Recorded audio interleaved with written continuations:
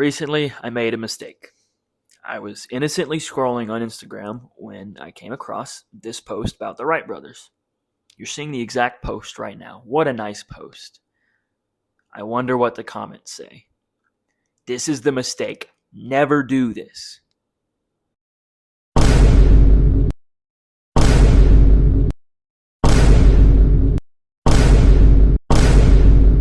This one guy says y'all. It's like the most American word ever, and then claims a French guy made the plane. So I wondered what was going on and why I hadn't heard of most of these people. I wondered, was this just a product of my American education and everywhere else in the world had claims that we just ignored? So I decided to look into the topic, and there were so many more claims than I first imagined. So to really set up this video, we need to define what exactly the Wright brothers were the first to do. They flew a plane is not specific enough. What is a plane? Is a glider a plane? Is a bird a plane? Do kites count? What about balloons? So on screen now are 5 different sources describing what the Wright brothers' accomplishment was. You can pause to read them, but I've taken the key overlapping terms and have come up with this definition.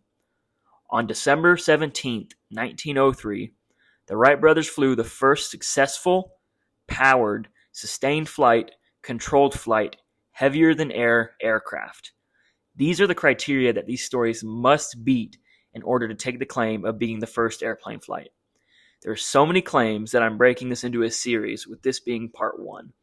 Of the 4 stories we look at here, the claims are going to get increasingly more believable. So let's get into it with the story of Samuel Frederick Cody. Cody's first known experiments with flight were in April of 1899.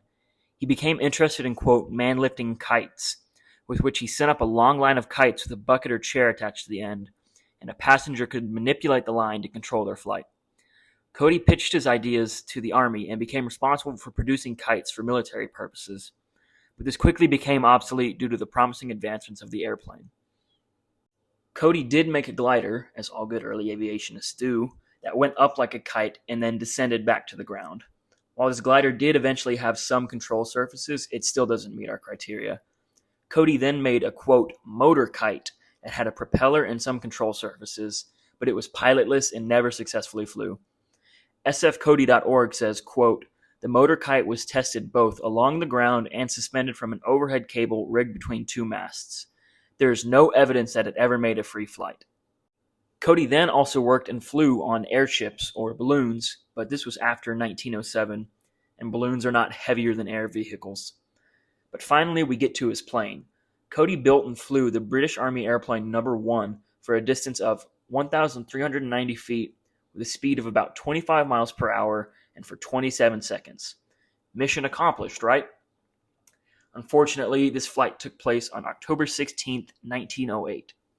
He did, however, make the first successful manned-powered, etc., flight in Britain, marking Farnborough as the birthplace of flight in England. Congrats to the English. Guys, I kept a crucial piece of information from you. For that I apologize, but I think you'll find the payoff worth it. Cody was American. He was born in Davenport, Iowa in 1867 and moved to Europe in 1890 at the age of 23. He marked the birthplace of flight in England, so that means he's the father of flight in England, so that means flight in England is adopted from an American. This is the most embarrassing thing to happen to the English since 1776, James Corden, that time they lost to Iceland in the Euros, that time a cabbage became prime minister. I'm not quite sure how that happened. And Leeds United. Wow. So while Cody didn't beat the Wright brothers, he did prove once and for all that it's called soccer. Whew. So our next contender is Shivkar Bapuji Talpade. And this story seems to be stuck squarely into a sense of Indian patriotism because I was only able to find 2 articles that, 1, refuted the claims of Talpade, and 2, were in a language that I could read. Now, I normally know that if you're facing a mountain of evidence and are trying to dig through to find specific information, you're typically wrong, but just hear me out on this one. Talpade's early life wasn't very well documented. He was born in 1864 and later worked at an art school as an instructor in the art and craft department, which is where he got the materials for his plane. Talpade based his work on the Vaimanika Shastra, which is a religious text that supposedly mentions flying machines.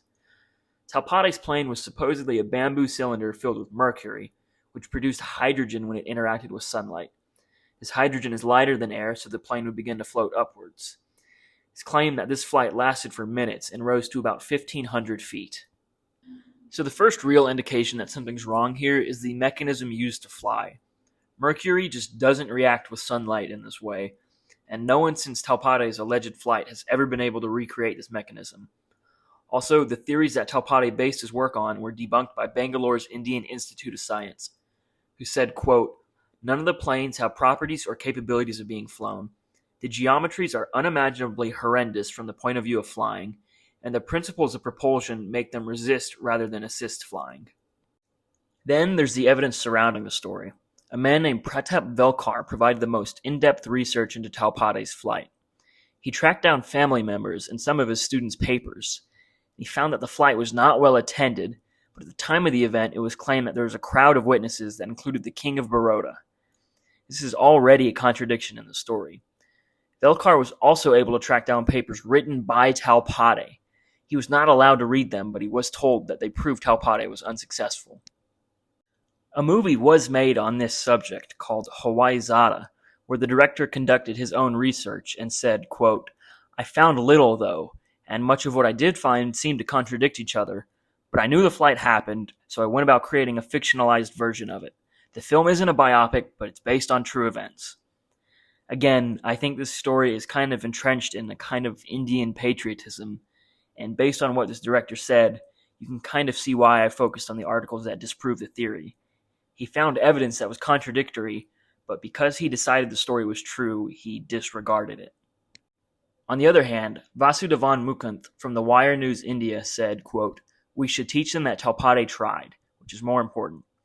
To build a candle in the dark of our ignorance that flares briefly, controversially, and then dies is useless. Our students must be equipped to build candles that glow and glow." Though Talpade did not beat the Wright brothers, there's still a story here to be proud of.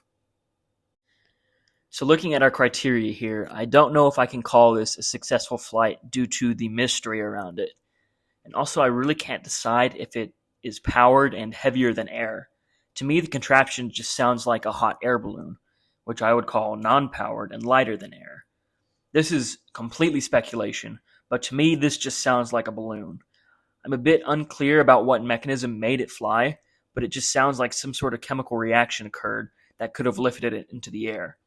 For this first flight to last minutes and to reach a height of 1,500 feet, it seems absurd if the story is interpreted to be an airplane with the technology available at the time, but maybe less so if it's a balloon. Whatever happened, it's clear that Talpade did not beat the Wright brothers. This next story is a fairly short one. Clément Ader was born in 1841 in Muret, France. Ader went through school and became an engineer and was fascinated by flight his whole life and became interested in kites and gliders, kind of the typical story. Using a glider he made, he performed the first ever drag measurements and used his data to find the size of an engine needed to fly. He built his aircraft, the Eole, out of linen and bamboo, including some control surfaces like wing warping and a rudder. He also created the words aviation and aviator and patented the steam-powered tailless monoplane. On October 9, 1890, over 13 years before the Wright brothers, Ader took off in his aircraft and flew 8 inches high for about 165 feet. This flight was Ader's main success because he quickly fell off afterwards. His next attempt was with the Avian 3, which was funded by the military, until it wasn't. It was claimed that this aircraft flew for 300 feet, but a witness claimed that the wheels lifted and it almost immediately crashed. So what was wrong with his October 9th, 1890 flight? This one is so technical and basically just comes down to definitions. Ader's flight was not true sustained flight and was instead considered a hop. AOPA, a flight training magazine, defines a hop as, quote, "a momentary separation of the tires from the runway surface in which they only rise a few inches. Only 8 inches high for 150 feet definitely sounds like a hop." For comparison, the Wright brothers' first flight was 8 feet high for 120 feet. Honestly, this one does feel like a bit of a technicality, but but the definition is the definition, and I'm sticking with it. Another one down. Last, we have a very, very, very popular claim. In fact, on June 25th, 2013, Connecticut signed a law recognizing Gustave Whitehead as the first person to achieve manned-powered flight. I can still find articles from 2016 about states arguing about Whitehead versus Wright. The publication Jane's All the World Aircraft also recognized Whitehead as the true inventor of flight until backlash caused him to walk back the statement. So what happened? Gustave Whitehead was born in Leutershausen, Bavaria in 1874, and he immigrated to America around 1894. To save a bunch of time, he had the classic early aviation story of being obsessed with birds and flight and messing with gliders and whatever else you could imagine. Whitehead was orphaned at 13 and was sent to apprentice a machinist in Augsburg, where he learned to build engines.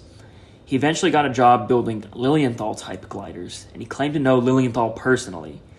He continued to build his skills and eventually turned to building manned-powered planes. In 1897, a reporter visited Whitehead at his house and was shown 2 airplanes. It's claimed that Whitehead built 56 planes in total. Then, on August 18, 1901, the Bridgeport Sunday Herald reported that 4 days earlier, on August 14th, Whitehead piloted his number 21 at 50 feet high for half a mile. Whitehead later claimed that he made 2 more flights on January 17, 1902, for 7 whole miles over Long Island Sound. These seem to be controlled, sustained, and powered flights, so let's look at where that puts Whitehead on the scoreboard. So obviously the problem here is... Okay, Whitehead hits all the points. So should we take the title from the Wright brothers? Well, he made it into this video with a Fortnite thumbnail, so obviously not. So what's the real story here? Well, to start, this groundbreaking, history-making flight that was first published by the Bridgeport Sunday Herald appeared on the 5th page, which is typically reserved for whimsical, nonsensical stories. Like, this is the page where a mysterious creature lurking in the town was reported. The story also mentioned only 3 witnesses, one of whom later said, quote, "I believe the entire story in the Herald was imaginary, and grew out of comments from Whitehead discussing what he hoped to get from his plane." And also, quote, "I was not present and did not witness any airplane flight on August 14th, 1901. I do not remember or recall ever hearing of a flight with this particular plane or any other that Whitehead ever built." Whitehead supporters have looked high and low for witnesses, but many have contradictory or just plain false stories. One is even known to have been paid for his testimony. Whitehead's own family had never seen him fly. There are many stories of his investors, co-workers, and contemporaries expressing disappointment in his results. Going even further, Whitehead himself had little proof. He never flew again past 1902, with his newer plane models being completely different from his supposed successful flight. Why did he not build upon and improve what worked? TheAerosociety.com says, quote, "The inventor left no letters, diaries, notebooks, calculations, or drawings recording his experiments, his thoughts, or his details of the craft. Also, no image of any Whitehead plane in flight is known to exist.